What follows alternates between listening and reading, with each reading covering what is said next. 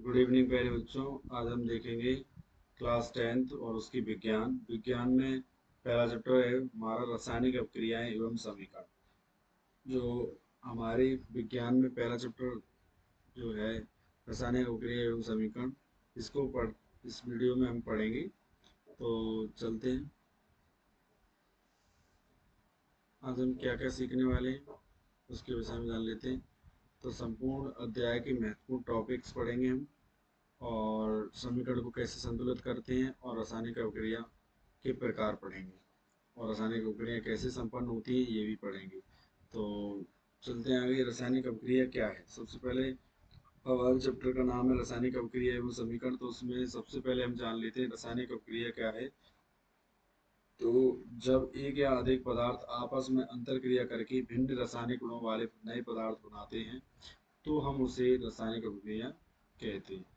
तो या फिर इनको ऐसे कह सकते हैं कि ऐसे परिवर्तन जिसमें नए गुणों वाले पदार्थों का निर्माण होता है उसे हम रासायनिक अभिक्रिया कहते हैं। अच्छा, रासायनिक अभिक्रिया के मुख्यतः दो भाग होते हैं, एक होता है अभिकारक और एक होता है उत्पाद। तो जो पदार्थ अभिक्रिया में भाग लेते हैं उन्हें अभिकारक, और जो नए पदार्थ बनते हैं उन्हें हम उत्पाद के नाम से जानते हैं। एक तरफ जिस तरफ LHS होता है, LHS मतलब दायां पक्ष होता है, बायां पक्ष, और एक तरफ होता है दायां पक्ष, तो यानी कि इसे RHS बोलते हैं। RHS जो होगा और LHS दोनों की साइड, LHS की तरफ अभिकारक होते हैं और RHS की तरफ उत्पाद होते हैं, और ये बीच में जो एरो लगा होता है इसे तीर, या फिर इंग्लिश में गिब्स आउट कहते हैं इसे। तो इस तरह से हमने जान लिया कि रासायनिक अभिक्रिया क्या है और उसके मुख्यतः कितने भाग होते हैं। तो उसके मुख्यतः दो भाग होते हैं, एक तरफ दायां पक्ष और एक तरफ बायां पक्ष। बाएं पक्ष की तरफ अभिकारक लिखे होते हैं, दाएं पक्ष की तरफ उत्पाद लिखे होते हैं, और बीच में एक लगा होता है एरो। इस तरह से हमने रासायनिक अभिक्रिया को समझ लिया। आगे चलते हैं, रासायनिक समीकरण या रासायनिक अभिक्रिया के भौतिक और रासायनिक परिवर्तन क्या है। तो सबसे पहले रासायनिक समीकरण को समझने से पहले हमको भौतिक परिवर्तन और रासायनिक परिवर्तन को समझना होगा। तो भौतिक परिवर्तन क्या होते हैं कि ऐसे परिवर्तन होते हैं जिसमें नए पदार्थ कोई भी पदार्थ नए पदार्थ में बदलता है, और जो नया पदार्थ होता है वह मूल अवस्था मतलब पुराने पदार्थ में बदल सकता है, मूल अवस्था में लाया जा सकता है, उसको हम कहते हैं भौतिक परिवर्तन। जिस तरह से बर्फ का बनना, बर्फ जो है आइस क्यूब जो बन जाते हैं, वो आइस क्यूब अगर रख दिए जाए रूम टेम्परेचर पर, कमरे के तापमान पर रख दिए जाए तो वो पिघल कर पानी बन जाएंगे, परंतु उसी पानी को अगर हम दोबारा से रेफ्रिजरेटर में रिफ्रीज कर दें तो वो दोबारा से बर्फ के आइस क्यूब में कन्वर्ट हो जाएंगे। तो इस तरह से क्या जानने को मिला कि बर्फ जो है वो दोबारा से ट्रांसफॉर्म हो रही है पानी में, पानी से ट्रांसफॉर्म हो जा रही है बर्फ में। तो ये जो बर्फ का बनना है ये क्या है, भौतिक परिवर्तन है। इसी तरह से रासायनिक परिवर्तन की बात करें तो इसमें नए पदार्थ जो बनते हैं तो वो स्थायी रूप से बदलाव नहीं होता है, मतलब एक तरीके से स्थायी रूप से बदलाव हो जाता है, एक तरीके से वो दोबारा पुरानी अवस्था में वापस प्राप्त नहीं किए जा सकते। जैसे दूध से दही बनना, एक बार दही बन गया दूध से तो फिर दही से दूध कभी नहीं बनाया जा सकता। इस तरह लोहे पर जंग लगना, अब जंग जो लोहे पर लग गई है, जो जंग है उससे दोबारा लोहे में कन्वर्ट नहीं किया जा सकता। इसी तरह भोजन का पचना, भोजन जो हम खाना अपने पोषण के लिए खाते हैं उसको जो है हमारा शरीर पचा देता है। तो जो हमारे इंग्रेडिएंट्स होते हैं भोजन में, जो हमारे पाचन तंत्र के द्वारा एब्जॉर्ब कर लिए जाते हैं, और वेस्ट मटेरियल जो है अलग हो जाता है। तो इसी तरह भोजन का जो पचना है वह भी एक रासायनिक परिवर्तन है। और श्वसन, जो हम सांसें लेते हैं उसमें हम कोई सी दूसरी गैस ले रहे होते हैं, ऑक्सीजन को इनहेल कर रहे होते हैं, परंतु जब हम एक्सल्ट करते हैं मतलब उसे निष्कासित करते हैं तो कार्बन डाइऑक्साइड के रूप में हम उसे निष्कासित कर रहे होते हैं। तो इस तरह से हमने भौतिक रासायनिक परिवर्तनों को समझ लिया। अब हम आगे चलते हैं, जिसमें हम देखेंगे रासायनिक अभिक्रिया जहाँ भी होगी वहाँ पर निम्न चीजें होते हुए दिखेंगी हमें, मतलब वहां पर ये परीक्षण अवश्य हो रही होंगी। पहला परीक्षण है कि अवस्था में परिवर्तन, किसी रासायनिक अभिक्रिया के संपन्न होने का पता निम्न संकेतों से चलता है, मतलब कुछ संकेत वहां पर हमें दिखाई देंगे। तो पहला संकेत है वो यह है कि अवस्था में परिवर्तन हो जाता है। मतलब अगर कोई वस्तु किसी रासायनिक प्रक्रिया से पहले वो यदि ठोस अवस्था में थी तो वो गैस में बदल सकती है, गैस में थी तो वो द्रव में बदल सकती है, द्रव में थी तो गैस में बदल सकती है। इस यानी कि स्टेट में परिवर्तन हो सकता है। जैसे यहाँ पर एक पिक्चर शो हो रही है, स्टेट ऑफ मैटर मतलब पदार्थ की अवस्थाएं गैस की फॉर्म में होता है, गैस की फॉर्म में होती हैं पदार्थ। और हमारे पास पदार्थ जो हैं और किस फॉर्म में होते हैं, लिक्विड फॉर्म में होते हैं, सॉलिड फॉर्म में होते हैं। और जो सॉलिड गैस से सॉलिड बन सकता है, सॉलिड से गैस से लिक्विड बन सकता है, और लिक्विड से ठोस बन सकता है, और ठोस से जो है वो फिर दोबारा से गैस बन सकता है, या फिर गैस से ठोस बन सकता है, गैस से गैस से लिक्विड बन रहा था, इसी तरह से लिक्विड से गैस बन सकता है। यानी कि अवस्थाओं में परिवर्तन हो जाता है जब जहाँ पर भी रासायनिक अपक्रिया में परिवर्तन देखने को पाया जाएगा, जहाँ भी रासायनिक अपक्रिया संपन्न हो रही होगी वहाँ पर पहला फिनोमिना है कि अवस्था में परिवर्तन हो जाएगा। दूसरा है रंग में परिवर्तन, रंग बदल जाएगा उसका। अगर वह हरा है तो हो सकता है पीला हो जाए, तो ये रंग में परिवर्तन हो जाता है। गैस का निकलना, जहाँ पे भी रासायनिक क्रिया संपन्न हो रही होगी वहाँ पे गैस का निष्कासन होता है, उत्सर्जन होता है गैस का। तो गैस का उत्सर्जन क्या है, यह एक संकेत है कि यहाँ पर रासायनिक क्रिया संपन्न हो रही है। नेक्स्ट है तापमान में परिवर्तन।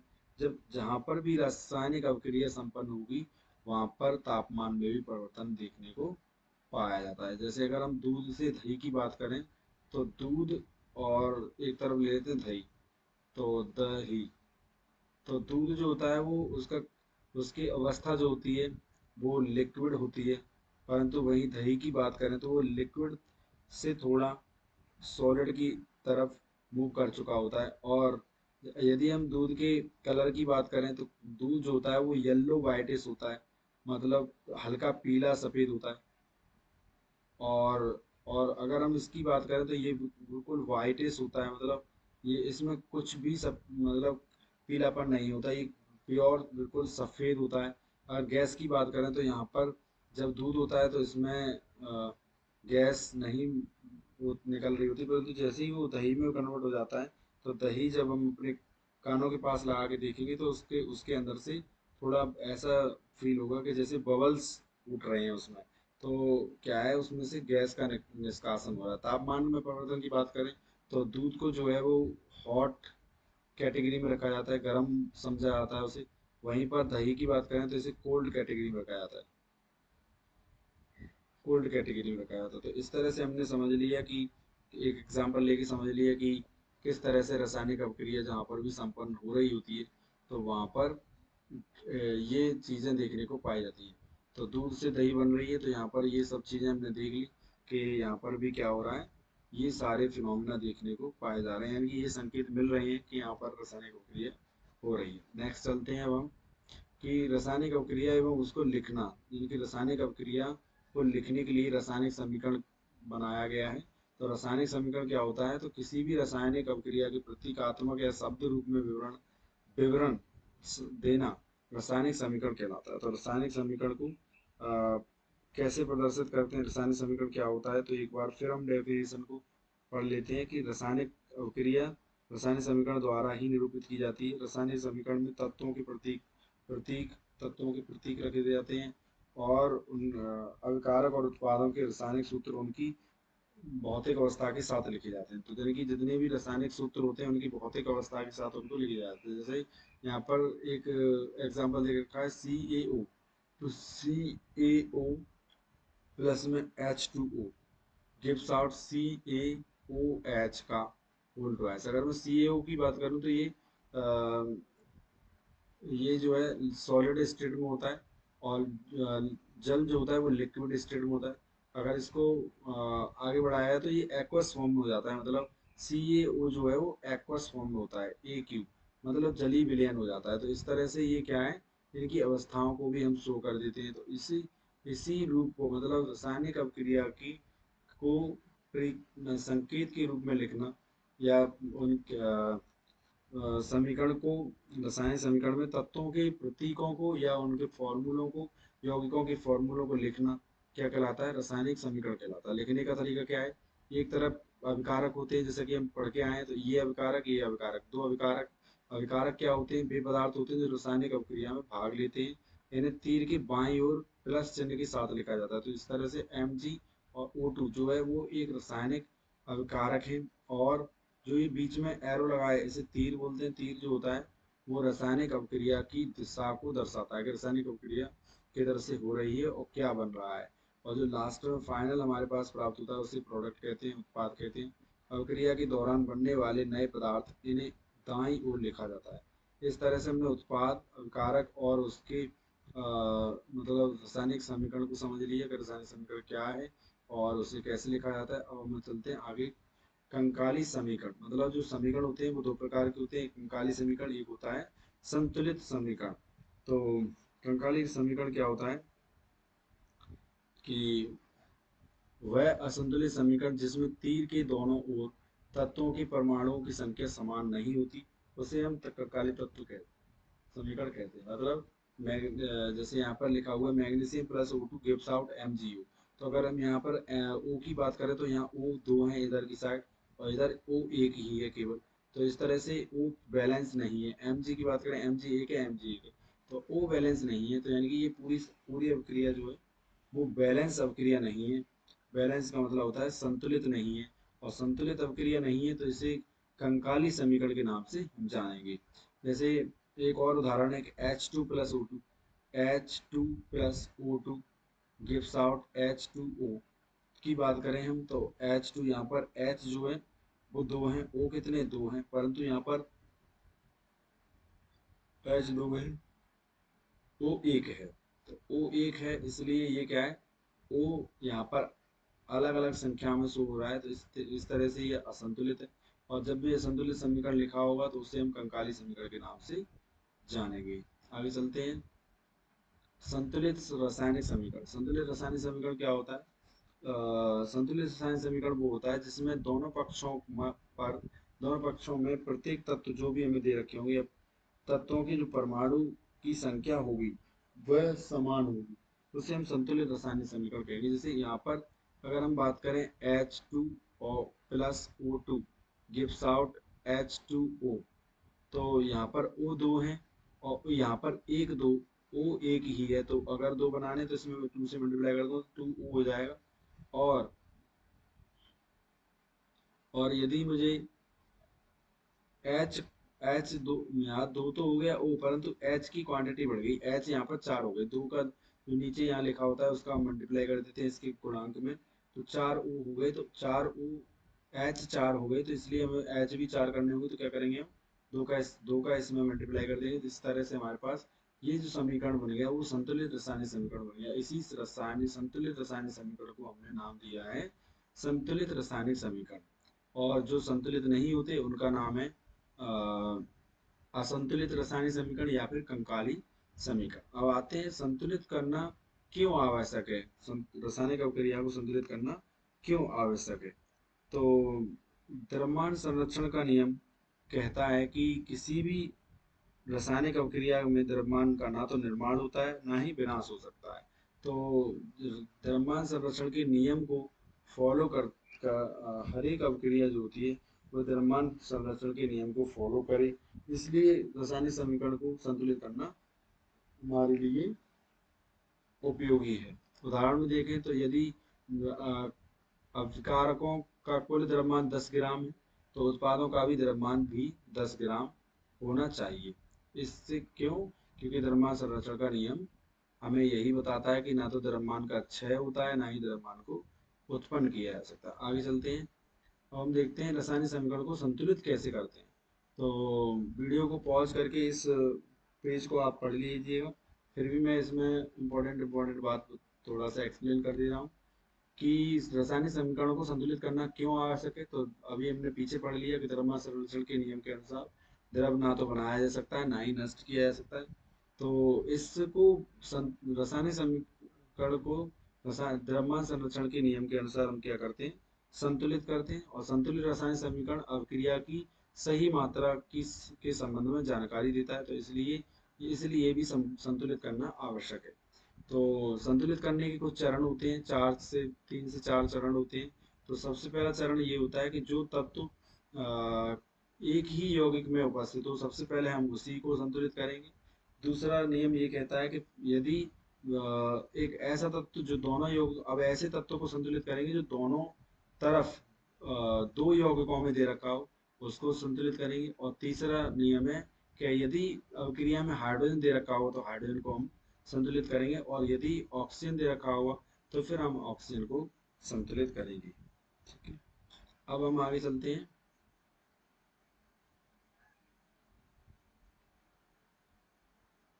अब आते हैं रासायनिक अभिक्रियाओं के प्रकार। तो रासायनिक अभिक्रियाओं के प्रकार में सबसे पहला जो टाइप आता है वो आता है संयोजन अभिक्रिया। तो संयोजन अभिक्रिया क्या होती है? तो संयोजन अभिक्रिया वह अभिक्रिया है जहां पर दो अभिकारक, अभी हमने पढ़ा था कि एक तरफ अभिकारक होते हैं और एक तरफ उत्पाद होते हैं। तो एक जिस तरफ अभिकारक होते हैं वो अभिकारक कितने होने चाहिए? 2 होने चाहिए। संयोजन अभिक्रिया में कितने अभिकारक होने चाहिए? 2 अभिकारक मिलकर एकल उत्पाद का निर्माण करें। तो एकल उत्पाद का निर्माण करने का तात्पर्य है कि एक ही यौगिक बनाएं। तो ऐसे संयोजन को हम संयोजन अभिक्रिया कहते हैं। तो यहाँ पर हम देखें कि यहाँ पर इसकी परिभाषा भी लिखी है। जब 2 या 2 से अधिक पदार्थ मिलकर एक उत्पाद बनाते हैं उसे हम संयोजन अभिक्रिया का नाम दिए हैं। जैसे यहाँ पर उदाहरण के लिए बात करें तो 2Mg plus O2 gives out 2MgO। यहाँ पर Mg एक अलग अभिकारक है, O2 एक अलग उपकारक है, दोनों मिलकर के एकल उत्पाद बना रहे हैं MgO। इस तरह के बना उत्पाद क्या कहलाएगा? जिस अभिक्रिया से ये उत्पाद बन रहा है उसी अभिक्रिया को हम क्या कहेंगे? संयोजन अभिक्रिया कहेंगे। उदाहरण की बात करें तो चूने का बुझना। चूने मतलब जो कैल्शियम कैल्शियम ऑक्साइड होता है उसके ऊपर पानी डाल दें, जल डाल दें हम, तो कैल्शियम हाइड्रोक्साइड हमारे पास प्राप्त होता है। इसे चूने का भुजना कहते हैं, और चूने का जो भुजना है वो इसी अभिक्रिया का उदाहरण है। आगे चलते हैं, दूसरी अभिक्रिया देखते हैं। दूसरी अभिक्रिया है अपघटन अभिक्रिया, जैसे इंग्लिश में डिकम्पोजिशन रिएक्शन कहते हैं। तो ये जस्ट कंपोजिशन रिएक्शन की अपोजिट होती है, मतलब संयोजन अभिक्रिया की के विपरीत होती है ये वाली अभिक्रिया। तो इस अभिक्रिया में क्या होता है कि एक अभिकारक टूट करके 2 उत्पाद बनाता है। तो यहाँ पर ए बी टूटते हैं, गिव्स आउट, ए अलग हो जाता है, बी अलग हो जाता है। वहां पर क्या था? वहां पर ए प्लस में बी जुड़ते थे और बनाते थे ए बी। और यहाँ पर उल्टा है, ये जो है रिएक्शन वो हमारे पास अपघटन अभिक्रिया है। इसे वियोजन अभिक्रिया के नाम से भी जाना जाता है। तो उदाहरण इसके जो प्रकार है, इसकी 3 टाइप्स की अपघटन अभिक्रिया होती हैं। वियोजन अभिक्रिया 3 प्रकार की होती है: ऊष्मीय वियोजन, वैद्युत वियोजन और प्रकाशीय वियोजन। जहां पर अभिकारक को तोड़ने के लिए, ये अभिकारक है, ये अभिकारक है और ये अभिकारक है, इसको तोड़ने के लिए यदि हीट की आवश्यकता पड़े, ये जो सिंबल है वो हीट का सिंबल है, हीट की आवश्यकता पड़े तो उसे कहेंगे ऊष्मीय अपघटन, यानी कि ऊष्मीय वियोजन। और यदि इसको तोड़ने के लिए, इस वाले अभिकारक को तोड़ने के लिए इलेक्ट्रिसिटी की आवश्यकता पड़े तो उसको कहेंगे विद्युत अपघटन। और जहाँ पर सनलाइट की आवश्यकता पड़े, इस वाले अभिकारक को तोड़ने के लिए हमें सनलाइट की आवश्यकता पड़े तो उसको कहेंगे हम प्रकाशीय वियोजन। इस तरह से हमने तीनों प्रकार अपघटन अभिक्रिया के पढ़ लिए हैं। अब हम आगे चलते हैं, अगली अभिक्रिया का देखते हैं। अगली अभिक्रिया जो है विस्थापन अभिक्रिया। विस्थापन अभिक्रिया को इंग्लिश में डिस्प्लेसमेंट रिएक्शन कहते हैं। तो डिस्प्लेसमेंट रिएक्शन क्या है कि अधिक अभिक्रियाशील तत्व कम क्रियाशील तत्व को विस्थापित कर देता है उसी के यौगिक से। उस अभिक्रिया को हम विस्थापन अभिक्रिया कहते हैं। तो विस्थापन अभिक्रिया में यहाँ पे एक उदाहरण लिखा हुआ है Zn प्लस CuSO4। और Zn जो है एक धातु है और जो कि अधिक क्रियाशील है कॉपर की अपेक्षा। तो कॉपर सल्फेट से कॉपर को ये क्या कर देगा? विस्थापित कर देगा, इसको यहाँ से हटा देगा और खुद जुड़ जाएगा और Cu अलग हो जाएगा। तो इस प्रकार की अभिक्रिया को हम विस्थापन अभिक्रिया के नाम से जानते हैं। फिर अगला टाइप है हमारे पास द्विविस्थापन अभिक्रिया, जिसे हम डबल डिस्प्लेसमेंट रिएक्शन के नाम से जानते हैं। ये क्या है? जब 2 यौगिक आपस में आयनों का आदान प्रदान कर लेते हैं लेन देन कर लेते हैं, उस अपक्रिया को हम द्वैविस्थापन अपक्रिया के नाम से जानते हैं। तो द्वैविस्थापन अपक्रिया में आयनों का आदान प्रदान होता है, जैसे Na2SO4। Na2SO4 जो है, Na2SO4 plus BaCl2 gives out BaSO4 plus में 2NaCl। यहाँ क्या हो रहा है कि जो Ba है, Ba ने SO4 के साथ अपने SO4 को अपने आयंस दे दिए, और Cl जो है वो Na से आयंस ले रहा है। तो इस तरह से Na और Cl एक साइड हो गए, BaSO4 एक साइड हो गए। तो इस तरह से इन्होंने आपस में आयनों का आदान प्रदान किया, और इसी आदान प्रदान से जिस भी अभिक्रिया के अंदर ये आदान प्रदान हुआ, जिस भी प्रक्रिया के अंदर ये आदान प्रदान हुआ, उसी प्रक्रिया को द्विविस्थापन प्रक्रिया नाम दिया गया है। आगे चलते हैं, अगली अभिक्रिया पढ़ते हैं। तो अगला टाइप है हमारी अभिक्रियाओं का, वो है अवक्षेपण अभिक्रिया। इसे ऑक्सीकरण नहीं, सॉरी, अवक्षेपण अभिक्रिया। तो अवक्षेपण अभिक्रिया को प्रिसिपिटेशन रिएक्शन कहते हैं, कि जब अभिक्रिया में घुलनशील ठोस बनता है, उसे हम अवक्षेपण अभिक्रिया के नाम से जानते हैं। जैसे PbNO3 का whole twice plus 2Ki gives out PbI2 plus 2KNO3। ये जो रिएक्शन है, इसमें क्या हो रहा है कि PbI2 और KNO3 ये दोनों अघुलनशील ठोस बन रहे हैं। तो जिस भी रिएक्शन के अंदर ये अघुलनशील ठोस प्राप्त हो रहा है, उसी अभिक्रिया को हम अवक्षेपण अभिक्रिया के नाम से जानते हैं। अगला है हमारा टाइप ऑक्सीकरण अभिक्रिया, जिसे इंग्लिश में ऑक्सीडेशन कहते हैं। ऑक्सीडेशन अभिक्रिया क्या होती है? ऑक्सीडेशन अभिक्रिया जहाँ पर किसी पदार्थ में, किसी अभिकारक में हाइड्रोजन तो हट जाए और ऑक्सीजन जुड़ जाए, तो उस अभिक्रिया को हम क्या कहते हैं? जिसमें यह प्रक्रिया होती है, जिस भी अभिक्रिया के अंदर, उसे अभिक्रिया को ऑक्सीकरण कहते हैं। जैसे Cu प्लस O2, तो Cu को O मिल जा रहा है, तो यहाँ पर CuO हो गया। तो CuO हो गया, तो यहाँ पर कौन सी अभिक्रिया होगी? ऑक्सीकरण होगी, ऑक्सीकरण अभिक्रिया होगी। तो ऑक्सीकरण अभिक्रिया हमने पढ़ ली, अवक्षेपण अभिक्रिया हमने पढ़ ली, द्वैविस्थापन हमने पढ़ ली, और विस्थापन अभिक्रिया भी हमने पीछे पढ़ ली है। और उससे पहले हमने 3 प्रकार की वियोजन अभिक्रिया पढ़ी थी, और उसके बाद उससे पहले हमने संयोजन अभिक्रिया पढ़ी थी। अब हम चलते हैं आगे अभिक्रिया की तरफ, वो है अपचयन अभिक्रिया। अपचयन क्या होती है? और ऑक्सीकरण को उपचयन अभिक्रिया के नाम से जाना जाता है। उपचयन कह दो या ऑक्सीकरण कह दो, दोनों एक ही अभिक्रिया के नाम है। अब आते हैं अपचयन अभिक्रिया, जिसे रिडक्शन कहते हैं, रिडक्शन अभिक्रिया कहते हैं। तो रिडक्शन क्या होता है? किसी भी पदार्थ में ऑक्सीजन हट जाए और हाइड्रोजन जुड़ जाए। वहां पे क्या हो रहा था कि ऑक्सीजन जुड़ रही थी और हाइड्रोजन घट रहा था, H माइनस हो रहा था, O प्लस हो रहा था। यहाँ पे क्या होता है? HO माइनस होगा, H प्लस होगा। तो इस प्रकार की अभिक्रिया जो होगी वो अपचयन होगी, और ये जो होगा वो होगा ऑक्सीडेशन, ऑक्सीडेशन होगा। तो ऑक्सीडेशन नहीं, हम अपचयन पढ़ रहे हैं, रिडक्शन पढ़ रहे हैं। तो CuO plus H2 gives out, Cu अलग हो जा रहा है, H2O अलग हो जा रहा है। तो यहाँ पर क्या हो रहा है? HO के साथ बढ़ रहा है। तो ये जो यहाँ पर हो रहा है, ये अपचयन हो रहा है।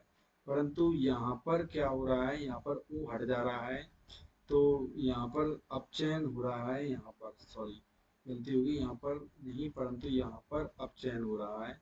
अपचयन यहाँ हो रहा है क्योंकि ऑक्सीजन Cu से हट जा रहा है, और यहाँ पर ऑक्सीजन बढ़ रहा है, तो उसको कहते हैं ऑक्सीडेशन, ऑक्सीडेशन।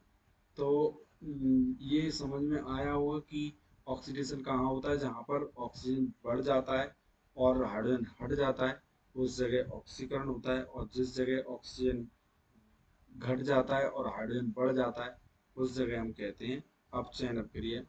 तो अब आते हैं, हम रेडॉक्स अभिक्रिया पढ़ लेते हैं। रेडॉक्स अभिक्रिया क्या होती है? ये वह अभिक्रिया है जहाँ पर ऑक्सीकरण और अपचयन दोनों ही देखने को पाए जाते हैं। मतलब ऑक्सीडेशन और रिडक्शन दोनों ही देखने को पाए जाते हैं। वहां पर हम उस अभिक्रिया को रेडॉक्स अभिक्रिया के नाम से जानते हैं। इसी में भी इसे रेडॉक्स अभिक्रिया कहते हैं। CuO प्लस H2O, तो CuO यहाँ पर क्या हो जा रहा है? यहाँ पर अपचयन हो रहा है, और और यहाँ पर हाइड्रोजन में ऑक्सीजन बढ़ जा रहा है, तो यहाँ पर उपचयन हो रहा है, उपचयन या ऑक्सीकरण। इस तरह से दोनों ही फिनोमिना एक ही अभिक्रिया में देखने को पाए जाएं, उसे हम रेडॉक्स अभिक्रिया के नाम से जानते हैं। नेक्स्ट चलते हैं। नेक्स्ट हमारे चैप्टर का नेक्स्ट टॉपिक है जिसका नाम है संक्षारण, जो कि अभिक्रियाओं के प्रकार से अलग है। तो संक्षारण क्या होता है? जब कोई धातु आर्द्रता या अम्ल या किसी नमी के संपर्क में आती है तो वह धीरे धीरे अपना प्रभाव या अपना अस्तित्व खोने लगती है, मतलब वह संक्षारित होने लगती है। और जब वह वस्तु संक्षारित होने लगती है तो कमजोर पड़ जाती है ऊपरी परत उसकी, और उसी जो कमजोर परत पड़ती है उसी को संक्षारित कर होना कहते हैं। तो इसी चीज को हमने नाम दिया, जिस प्रक्रिया के द्वारा ये वस्तु हल्की डैमेज होती चली जा रही है, इसको हम कहते हैं संक्षारण। तो धातु यहाँ पर लिखा भी, धातु का वातावरण के प्रभाव से धीरे धीरे नष्ट होना कहलाता है संक्षारण। जैसे लोहे पर जंग लगना, लोहा क्या है, धीरे धीरे डेस्ट्रॉय हो रहा है। तो लोहे का फॉर्मूला होता है Fe। Fe के साथ ऑक्सीजन और जल मिलता है तो क्या करता है, Fe मतलब लोहे को वह खराब करना शुरू कर देता है। तो ये खराब जो हो रहा है, इसका ये जंग का फॉर्मूला है Fe Fe2O3। और यहाँ पर XH2O, मतलब जितने अणु पानी के लिए जाएंगे वह उतने अणु यहाँ पर आएंगे, और इसी चीज को हम कहते हैं संक्षारण। और संक्षारण में क्या होता है कि लो जैसे एक तो उदाहरण हमने देख लिया लोहे पर जंग लगाना, और भी उदाहरण है चांदी के ऊपर काली परत जमना, तांबे के ऊपर हरी परत का चढ़ जाना। ये संक्षारण के कुछ उदाहरण है कि इसकी रोकथाम की क्या, रोकथाम किस तरह से की जा सकती है। तो पेंट कर दो, जिस भी वस्तु पर संक्षारण हो रहा है उस पर हम क्या कर दें, पेंट कर दें। और क्या कर सकते हैं, और हम क्या कर सकते हैं, और हम उस वस्तु को पेंट तेल लगा दें उसके ऊपर, और या फिर गैल्वेनाइजेशन कर दें। गैल्वेनाइजेशन का मतलब होता है उसके ऊपर यसद लेपन कर दें या गैल्वेनाइजेशन कर दें, उसके ऊपर जिंक की कोटिंग चढ़ा दें, मतलब लोहे की वस्तु उसके ऊपर हम वार्निश कर दें उस, या फिर जिंक की कोटिंग कर दें। इसी चीज को कहते हैं गैल्वेनाइजेशन। तो ये हमारी